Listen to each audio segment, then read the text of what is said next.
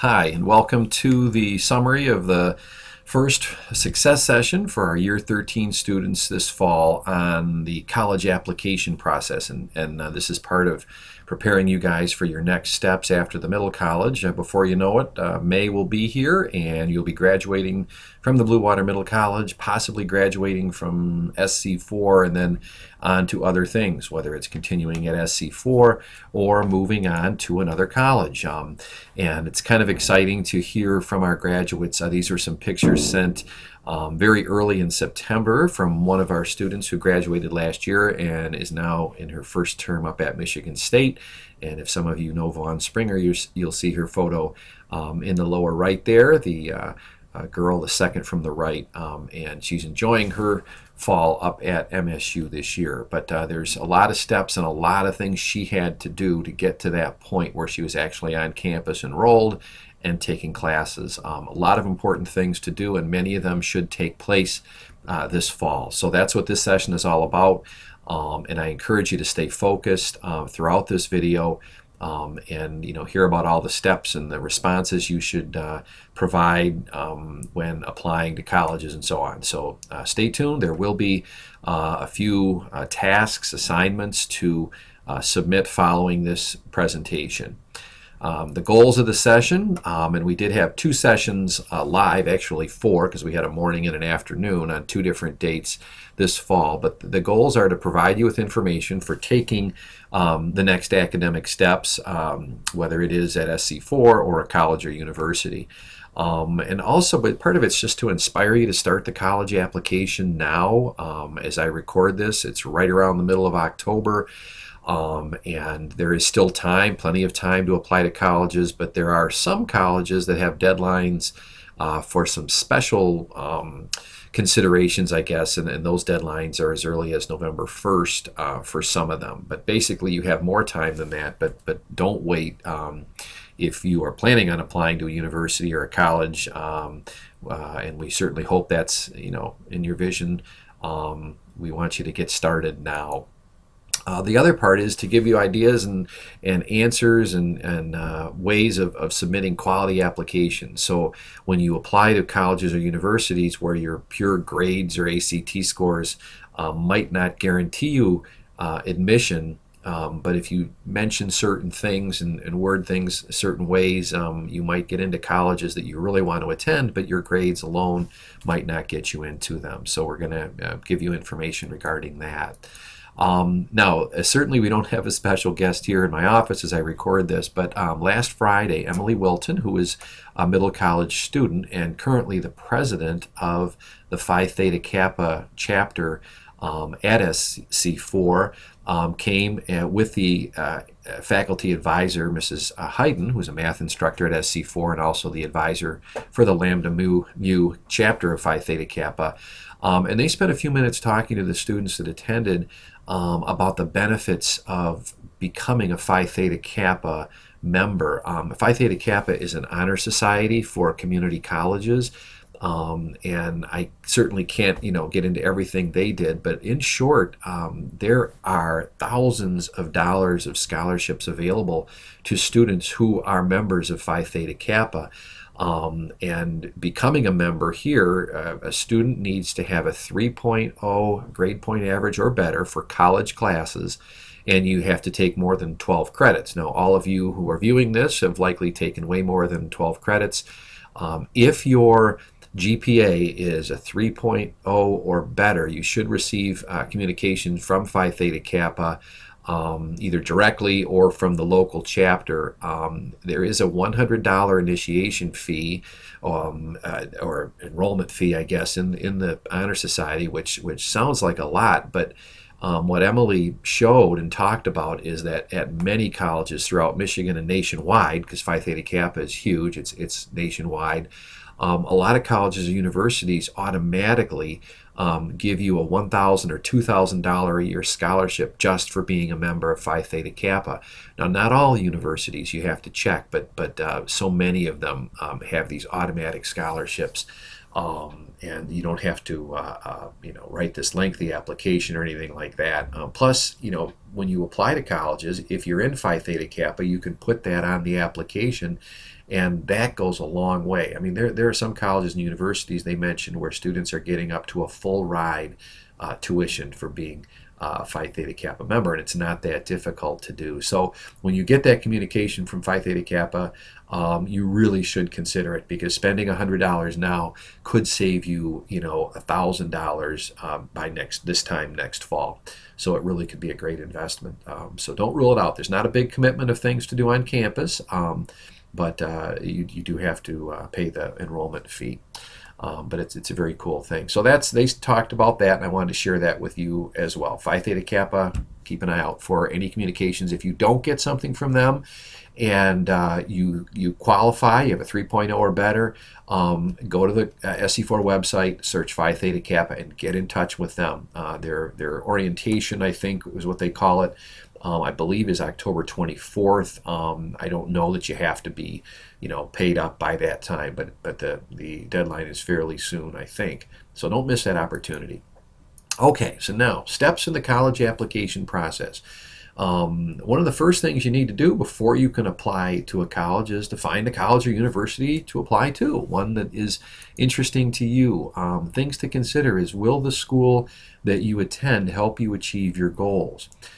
You saw a picture of Vaughn, one of our students at MSU. Well, certainly it was important for Vaughn to know that MSU would offer a program that would help her achieve her academic and then ultimately her career goals. So one of the things you can factor in is a school's football team or hockey team or whatever. Those are fun things, and just the school colors of the fight song. But you better make sure that it has a program that will help you achieve your academic and career goals.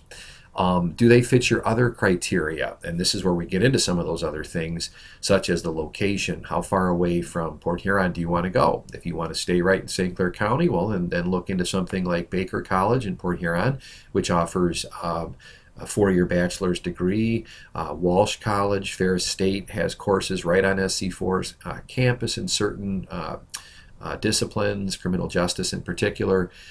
Maybe you want to go to Oakland University, a great four-year university that's actually within driving distance of St. Clair County. So location is something to consider. How about the size of the university? Some colleges and some excellent schools have around 1,500 students, and that's freshmen through seniors. So just about as big as a high school, but they still offer an excellent college experience. But other students like a bigger university with all that goes along with that, such as a Central Michigan University, Northern Michigan, MSU, U of M, and so on. The other thing is the cost, and the cost factor comes into play more later this year. Although certainly if you're applying to a small private school, and you'll be able to, through their website, see what it costs, and if it's if it's going to cost $50,000 or $60,000. You might want to think twice about applying to the school, although later in the year you will then, if you get accepted based on your grades and everything else, then there'll be a discussion, there'll be information shared about the cost. And a lot of times those private schools, which seem expensive at first, are affordable because they offer scholarships and grants to help students who can't afford that full cost. So don't be too scared by the high price tags, although you may have to reconsider later and just say, you know what, they're giving me some scholarships, but it's just not enough. It's cheaper and more affordable to go to Oakland University or something like that. Private or public schools. Some students like a private college. They're usually smaller. Others like the public and all the opportunities and the variety that come with a bigger public institution. So all those things you can check on.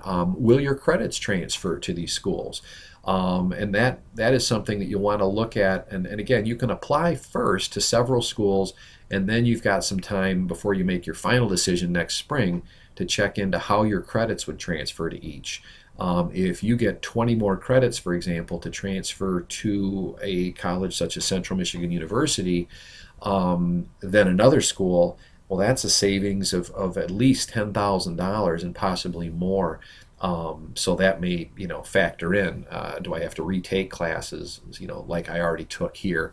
Over the past couple of years, we've showed you the MichiganTransferNetwork.org site to show whether colleges will transfer. We have that little chart, if you will, that you can put down the classes and what they transfer as various universities.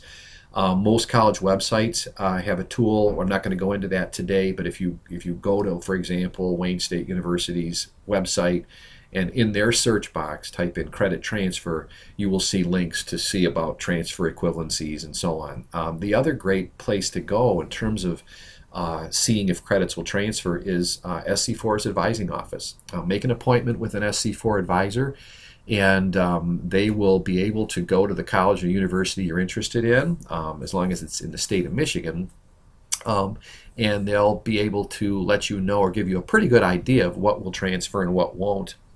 Ultimately, the best way is actually to get in touch with the college or university you're applying to, and send them a list of your classes, and hopefully you can work with someone who can tell you exactly what will transfer and what won't. But that's part of making that final decision. You don't want to put all your eggs in one basket and then realize at this university only half my credits will transfer. The other thing to consider when you're applying or choosing colleges is, do you fit their criteria? And often that comes into it refers to, I guess, your grades, your ACT scores, and maybe other factors. So you might have thought you want to go to Harvard, and that's where you want to go out east in this great college. But if you don't qualify, you don't, again, want to put all your eggs in that basket and only apply to Harvard. And then if you find out you're not accepted, then you're back to square one. So always have a range of schools, even if it's just 2 or 3. Have one that you pretty much know you're going to be accepted into, and then you can apply to some of these schools that are more of a stretch, but you certainly could get in. I want to take a minute now to show you, take you back into Career Cruising, to use it as a great tool that will help you, all these factors we talk about, it will help you learn what schools fit these criteria. So I'm gonna jump out of the PowerPoint presentation right now and go to the Career Cruising on the web. I am going to sign in my sample student account. Should look similar to yours. If you want your Career Cruising login and you misplaced it, you don't remember what it is, get in touch with us. But I think all of you guys did a great job of updating your Career Cruising accounts last year. Now, you may have some careers already saved, and so if I click on careers, I guess to go to mine I'd have to click on my EDP, and I haven't done a lot of this. I use this as a sample place to show you guys things. So what I'm going to do is just give you an example. I'm going to type in physical therapy. A lot of our students have come in saying they want to be a physical therapist. I'm going to actually write physical therapist.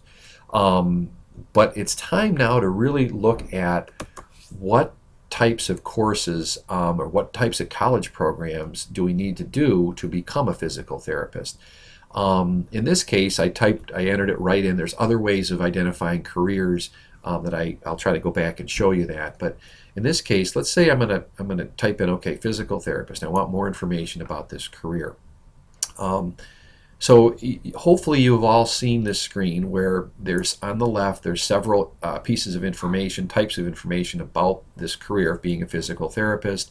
There are a couple of individuals who are doing it that talk about their typical days and the things that they normally do. There's earnings, working conditions, and so on.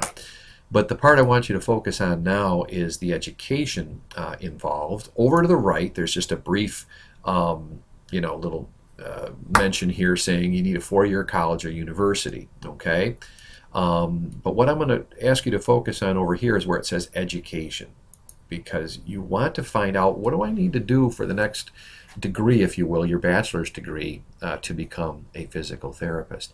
And right off the bat it says, in order to practice as a physical therapist, you must earn a master's or doctoral degree from an accredited physical therapy education program. It also goes on to say you have to pass a licensing exam.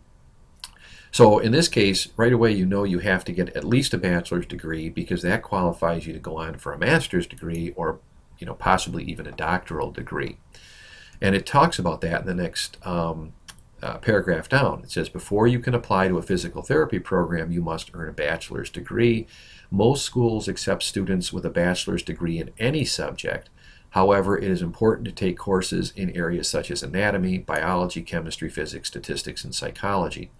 So could you get accepted into a physical therapy program with an economics degree? Well, it's saying that, yeah, the possibility is there, but you're going to have to take courses, a fair amount of science and anatomy type courses.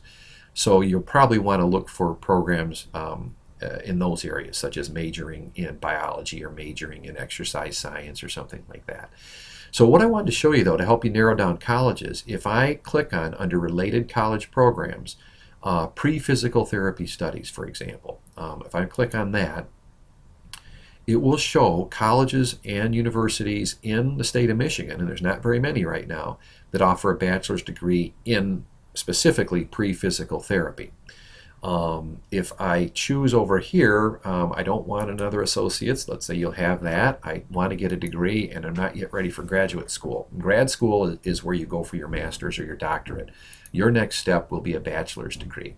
So if I click update my results, it now drops the one school off. I can't remember which one that was. Whoops.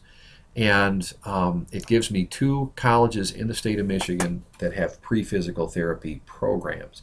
Now, you could go to Central Michigan, Oakland, MSU, and they are going to have programs that'll help you and prepare you to get into a physical therapy program, master's level. So most colleges will allow you to get a bachelor's, it'll help. But specifically, these are the 2 that have pre-physical therapy programs. And just as a reminder, if you haven't done this, let's say we click on Michigan Tech University. It gives us all kinds of information about Michigan Tech. If you look over to the left, it talks about everything from, the admissions process, the academic information, how much does it cost, and all the way down to athletics and majors and things like that. So get this information. This is where you can find out how, it's like if I click on enrollment, it should say how many students there are. In this case, it says there's 5,731 undergraduate students. So it's relatively small. Michigan Tech is way up north in the Upper Peninsula, but it also gives you in terms of ranking your freshman ACT scores. Michigan Tech's a fairly tough school to get into, and what it tells you is that the middle 50% of the students have ACT composites between 24 and 29. So if if your ACT score is a 20, then you're going to be probably in that bottom quarter of students that are accepted. So you just have to keep that in mind. But that's how this career cruising site can help. You can actually link to the school's website, and I'm just using this as one example. And now you can explore in photos and just learn more about it.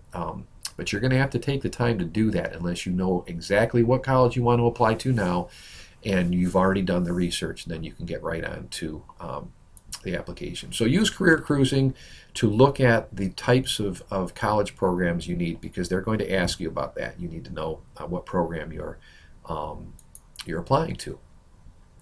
Okay, so back to the presentation. We talked about these. The next thing, so once you've identified a college or colleges, and if you know one right off the bat, apply to it. Don't wait until you have 3 or 4. Get started on the application process, get that in, but look for others too. You want to know their deadlines for applying. Most of the schools are pretty open through the first of the year, and some have what they call rolling admissions. They're open and they're looking at candidates all the way through the springtime, potentially even the summer for the fall semester, but that's not your best way to go. If for some reason your plans change and then you suddenly decide you want to apply to Oakland University for the fall and it's June, you can do that, but you're much better off getting the process going this fall, getting the acceptance letter, and then you can start doing your research in terms of financial aid and so on. So no deadlines. Learn how to apply. We'll show you just one example of that in a minute. I'll show you that.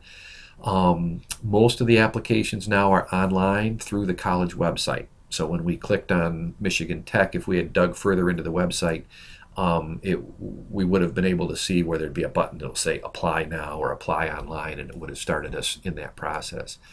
A few colleges in Michigan, only a couple in Michigan, but a lot more out of state, have students apply through something called the Common Application or Common App. There will be a link to that from their website. It's all done online, and you can do a little work and then pause, come back 2 days later, add more to it. So you don't have to do it all at one sitting. It's kind of neat to get things going. Just start it, even if you never complete it for a particular school. It might help just to get that application started, and I'll show you how easy that can be. Not too many schools have a paper application anymore. If you're returning to SC4 in the summer or fall, you will need to fill out their application, which is paper. It's very similar to what you already filled out a couple years ago. It's just that you're applying now as a regular SC4 student. But most colleges you apply to online. The application fees range from anywhere from no fee. Oakland University, for example, does not charge a fee to apply, so that's a good one to kind of test if you want.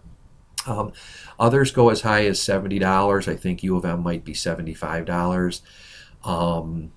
You know, it's still worth it to apply to 3 or 4 colleges, even if you have to spend $150 in application fees, because it gives you options down the road. If you apply just to one school because you can only afford one at this time, and if you're turned down from that school, then you're back to applying, you know, but you may not find out till December or January that you're not accepted. So there are some fees. There are also ways of getting the fees waived. So in particular, if you, your family, or you have been eligible for free or reduced lunch, in the past, you very well may be able to get the application fee waived. There's usually a link on the website in terms of how to do that. You might have to submit some information, but let us know if you're having difficulty finding that, and we can help you search the criteria for getting your application fee waived. Big question, pay attention, wake up if you've been dozing a little bit. One of the first things you'll do when you click on the apply button is tell them, they will ask, are you applying as a freshman or a transfer student? And you are to choose freshman.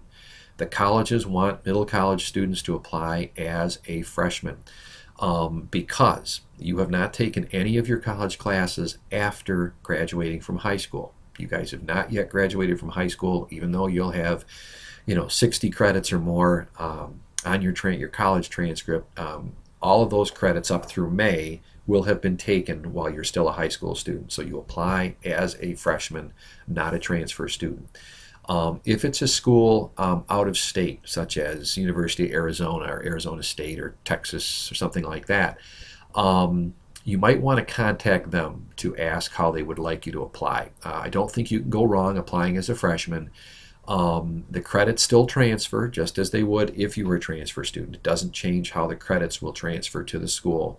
And in fact, you may qualify for some more automatic scholarships applying as a freshman than a transfer student. So you apply as a freshman. That will likely be a question in the follow-up assignment. So make sure you remember that.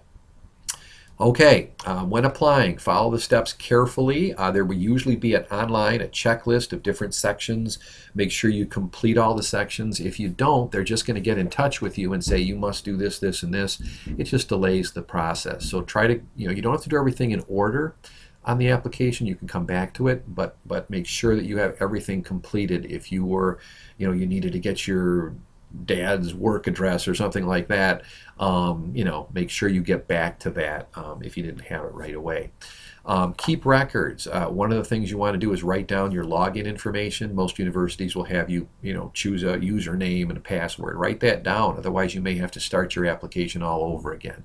When you get information back from the college, if it's an email and it has important information, you might want to print that and put it in a folder or save it in a folder in your email program. Hopefully you have some folders set up, but keep records of the correspondence back and forth.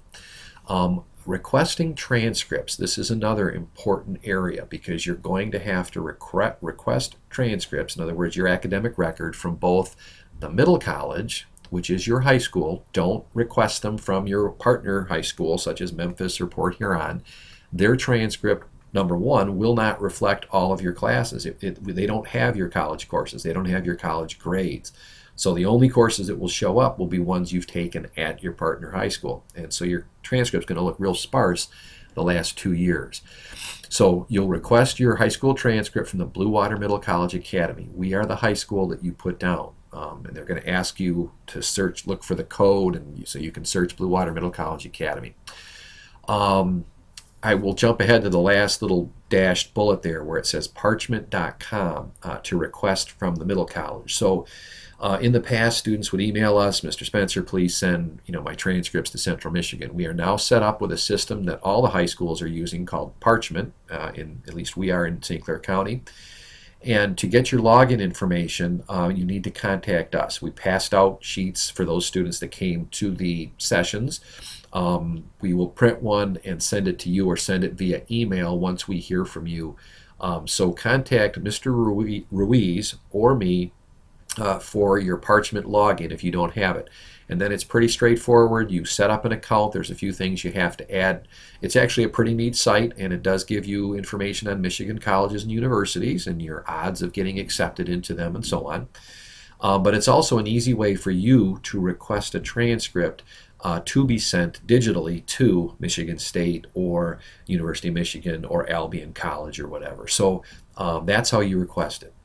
Okay, so now a little bit on your transcript and keeping it strong. So I'm going to link to this part of the presentation.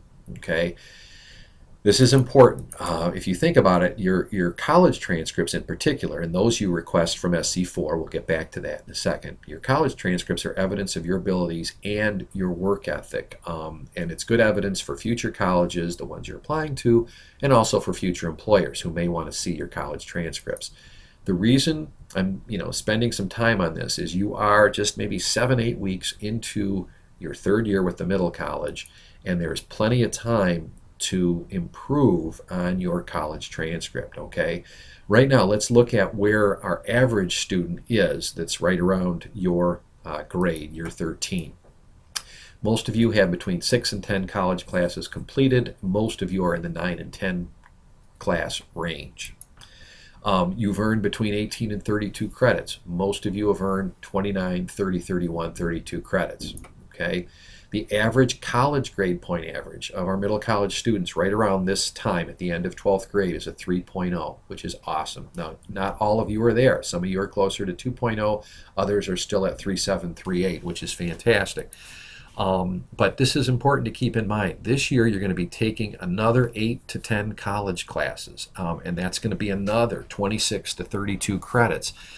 So your grade point can really move up or potentially down from where it is. So you're pretty much doubling what you've done over the last 2 years at SC4. So I just want you to keep that in mind. I'm not going to take time right now to go to this site, but if you go to the site, there's a grade point average calculator, and there's several. You have to kind of poke around the site, but there's ways of actually finding out what grade point you would need this semester with these classes to bump your GPA up to, let's say, 3.0. Let's say it's a 2.6. Well, they'll say, for example, you may need a 3.4 this semester to get it to 3.0 or whatever. So that's what that website does, but I'm not going to click on that now. Key thing to keep in mind as you are into now 4, maybe 5 classes this semester, you're going to sign up for another 4 or 5 next semesters. Don't go below a C.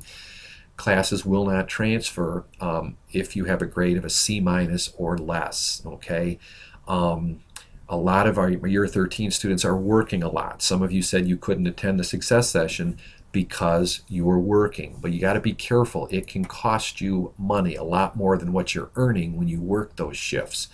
At SC4, a 3-credit class costs, it's a little more than this now, this is from last year, but it cost you about $300 to pay for a 3-credit class. If you took that same 3-credit class at Central Michigan, you add in books and fees and everything, it's going to cost you over $1,000. So the difference between a C and a C- can be $1,000 or more. And I guess if you think about how much effort it takes to bump from a C- to a C, it's not that much more work and studying and so on. And if you're taking all these extra shifts, or the boss is saying, I need you for this shift and that shift, it really can cost you a lot of money, thousands of dollars down the road. So keep moving. Keep working hard, cut back on work if you need to, get academic help as soon as you need it, know your syllabus, know what counts the most so you can keep that grade above a C minus, get started early, all these things, communicate with your instructor. We're still only about halfway through the semester, plenty of time to get that grade up to an A or a B or at least a C or above. Okay, so now we'll jump back to the presentation and get closer to wrapping that up. About the transcripts again, the colleges you're applying to will want to see your college transcripts. They may not need them right away, but they will want to see them. They'll need them when it comes to determining what classes will transfer or not. So I recommend that once you've applied, request your college transcripts to go to the universities you're applying to. You can request, I believe, through your Wave account, you can order transcripts to be sent to a school. If not, go to the one-stop registration office just down the hall from us and just let them know you would like your transcript sent to, Michigan State or wherever, and they will take care of it. There's no cost for that. Okay, we're almost done now, but more steps in the college application process. Communicate with the colleges you're applying to. In this day and age, you can do everything online without having to contact anyone or actually visit the campus. I strongly recommend you visit a campus that you're applying to, because ultimately you've got to decide, do I want to go there? And boy, to do that all without having stepped on the campus and committing to something that's going to cost you thousands and thousands and thousands of dollars, I would definitely recommend going there with family. I know students go there with their friends, and it's actually a fun time. You can go there on a Friday. Most of you don't have classes on a Friday, but contact the college or university. Most of them have links to setting up a visit. I recommend getting the tour. Don't just walk around campus and say, oh cool, here's some big buildings and there's a Chipotle, let's get lunch and go home. Take the tour, listen to their presentation. You're going to learn a lot more about the campus. Call or email the admissions office or reps if you have questions. If you get the name of someone, try to go back to them each time so you build a relationship with, Miss Johnson of the admissions office or whatever. So build that positive relationship. Respond to their requests promptly. If you start the application and you get an email that they need your transcripts or something else, take those steps to get that done right away. Don't let it sit for 2, 3, 4 weeks. Maybe you then forget about it. Check your email. Keep your contacts formal. When you write an email, you want to put a greeting, whether it's just hi or whatever. But if you know the person's name, then say hi, Miss Johnson, or hi, Carol, or whatever. Keep them formal. Sign your emails.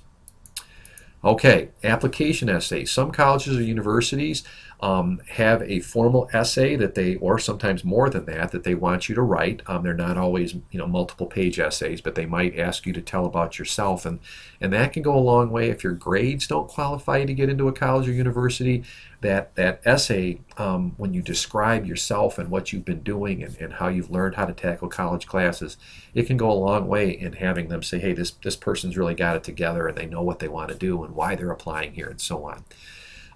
Look for an opportunity to mention your middle college experiences.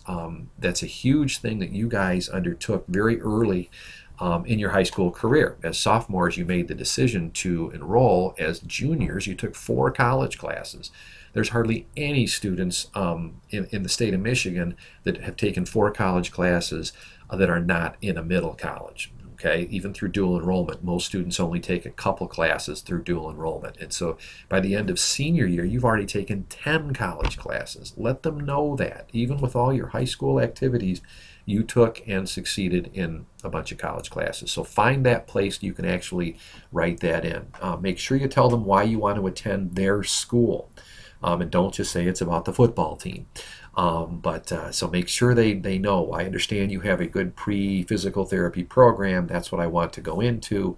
And I looking over your college information, I understand you have high academic standards and so on. So what can you bring to their campus? If you've been active in things at the high school, mention that and say, I'd like to be an active student on Oakland University's campus, maybe getting involved in theater or athletics or something like that. Get your essay or essays proofread, even if it's just a paragraph, because some of them don't require, they're optional, so you could only write a paragraph if you wanted. Have someone look it over for spelling and grammar errors, okay? It just doesn't make sense to send something in if you haven't proofread it. And then finally, after you get your acceptance letter or letters or email, however it comes, the next steps will be with regard to financial aid. And we'll focus on that after the first of the year, because it really, there's some things you can't do until after January 1st. One of those is to complete your FAFSA. That's an application, a federal application that all colleges require. You can research scholarships at this point. You don't necessarily apply for them right now. That will probably be after the first of the year. And we'll spend more time. We'll have a whole session devoted to paying for college and financial aid later this year. So the last thing I'm going to do now is go to Oakland University's website, just because that's kind of a typical college. It's close to SC4. It's a great school. They now have a medical school there, which that's an indication of the size and strength of that college. And I'm just going to show you how to start an application. Okay, so we're going to exit out of this, back to my browser. I've already taken us to Oakland's. This is Oakland's main website, oakland.edu. Now, any website you go to is going to have a link at the top. It's going to say usually future students or something like that. So when you click on that, or in this case I'm hovering over it, it gives me buttons for what's called undergraduate admissions. That's what you guys will be. You're going to be an undergraduate student. Until you have earned a bachelor's degree, you're an undergrad. Master's and PhD programs are graduate programs, but you're going to click on undergraduate admissions. And usually when you do get into the application part of it, you will see all kinds of information. Off to the left here, you'll see how to visit campus, how to set up a visit, when do they offer tours. You can request information to be mailed to you. They mention applying now for free. There's no cost to applying, and so on. So explore the information. You'll also find things here on scholarships way over to the right. You can search scholarships, but what I'm going to focus on today is right in the middle, and it's this step right here, applying. Let's assume we've got our information and we know we want to apply. It says admissions login. You can see it's kind of a different page.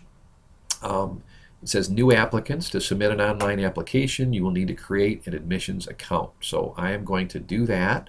I did log in last week, but I forgot my login and didn't write it down, of course. So I'm going to log in as a new user to show you how to do that. This is typical of what you'll see. Let's see, I'm going to write in my dog's name and whatever. 19. Whoops, I guess I can only do this. So let's do 411. Okay. The PIN. What is that? I don't know. Let's see. PIN. All right. Let's see if this gets me in. Okay. So now I have this login and password, so I can come back to this anytime I want. Now here's a first question, a little review. It says application type. Choice 1 is freshman, but there's a whole lot of other choices. So if you look at these, you'll see some of them clearly would not apply to you, Macomb, Oakland, and so on. These are special programs. But the one I want you to know is you're not a transfer student. You apply as a freshman. Okay, so that's the first question they ask. I click continue. I'm going to scroll down. There's some deadlines, some times, and so on. So you can see that. It talks about their different semesters. And now we're into more information. So in this case, I'm going to be applying for the fall 2015. That's now open, so I can apply for that. I will put in my name, and I'm going to click fill out application. Now this application checklist, that's what they call it at Oakland. Many of the sites will have something similar, which is why I'm showing you this. Again, I have done some of these, which is why they're grayed out. It's sensing it on my computer, but very simple stuff. The name, if I click on that, scroll down, there's my name. It's not requiring anything else. There is a choice, previously attended. I'll click no. And I want to show you, I'm going to click continue. But in this case, if I do want to finish later, it will save what I've done and then just log me out. So I'm going to click continue. It'll take me to the next field, which is my address and phone number. I'm going to say right now I'm not going to put that in. I want to go back to the checklist. Okay, again scrolling down. Not sure what the error is, but we'll see what happens here. It didn't get me back to the checklist. Hold on, let's see. Let's try this link. All right, and back to the checklist. And you can see it shows that I've visited the name. Now, I might not have completed everything. Maybe there was something I want to add, so you got to be careful. There were things I left off that I could have put. They weren't required, but so it shows that I've checked that off.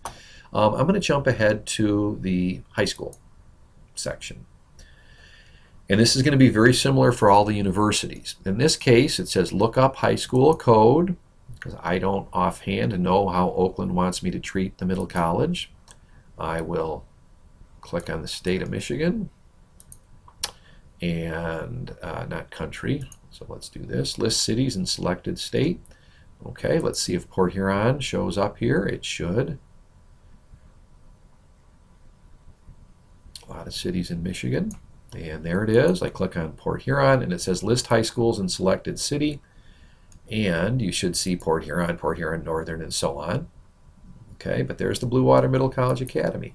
So when it says copy selected high school information to data entry form, I do that, and it puts in the information, at least some of it anyway. Now the graduation date, in this case, you can put May 15th if you want. If not, put 01 if you don't know, but you're going to be graduating in May. In this case, it will be maybe around the 20th, but I'm going to put May 15th, and that's okay if you're close enough. It's going to be 2015. And you can answer these. If you've taken an AP class, click yes. If you've taken the ACT, click yes, and so on. Okay. This says, have you requested that all your ACT or SAT scores be sent to Oakland University? If the answer is no, you need to make sure to do that. And you can do that through the ACT.org site. Okay? It says enter or view another high school. That's where you could enter in Port Huron Northern, Port Huron, something like that. And so I recommend doing that. And then you'll give the dates that you attended there, which would be the 4 years you were there. But we're your main high school now. So I'm going to go back to the checklist. And it's letting me go there. See how it checked off high school, even though there's more information I could put there. So you got to be careful and make sure you go through all these again and that they have all the information you want. Last thing I guess I want to show you, and you can look at under previous college, find SC4, St. Clair County Community College, and put that in because that's important. You want them to see that, my goodness, you're a high school student, but you've had 10 college classes, and you'll be able to list the classes. So fill all these things out. Under the essay for Oakland, and it'll be similar for other schools, it says for undergraduate applicants, if you would like to provide additional information about yourself that would be helpful, blah, blah, blah, in evaluating your application, use the following space. Well, this is where I would say absolutely. You know, it says in this box right down here, you can write in up to 32,000 characters, and that's a fair amount of writing. But I would explain whatever you want to about yourself. It could be your passion for acting or business or something like that, relating again to Oakland if you can, and what you can bring to the campus. But also try to include the fact that you're a middle college student and you took on a big challenge that a lot of your classmates did not. And you're bringing experience in college classes to Oakland right off the bat. So put that in there and then click, back to the checklist or continue or whatever. But I wanted you to see that. That's the essay piece. And then if there's any additional information that you need to complete this, I think it's pretty short. But in this case, I'm going to click Finish Later to show you what that does. It does say error. It wants me. I'm going to still try it again. I'm not sure why it said that. No error. It did say error again. Anyway, so let's go back to the checklist. Okay, and then I can log out there if I want and click Finish Later. So that's an example of one college. There are many. They're all going to be fairly similar.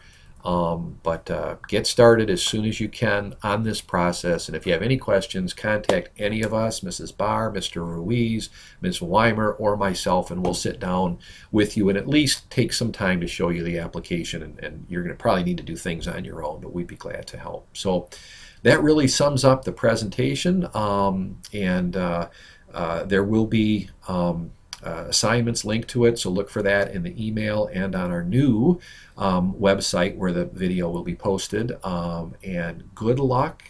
Don't delay. Get those applications out there. And if you're unsure of your future plans, contact us or an SC4 advisor for help. Okay? Thank you.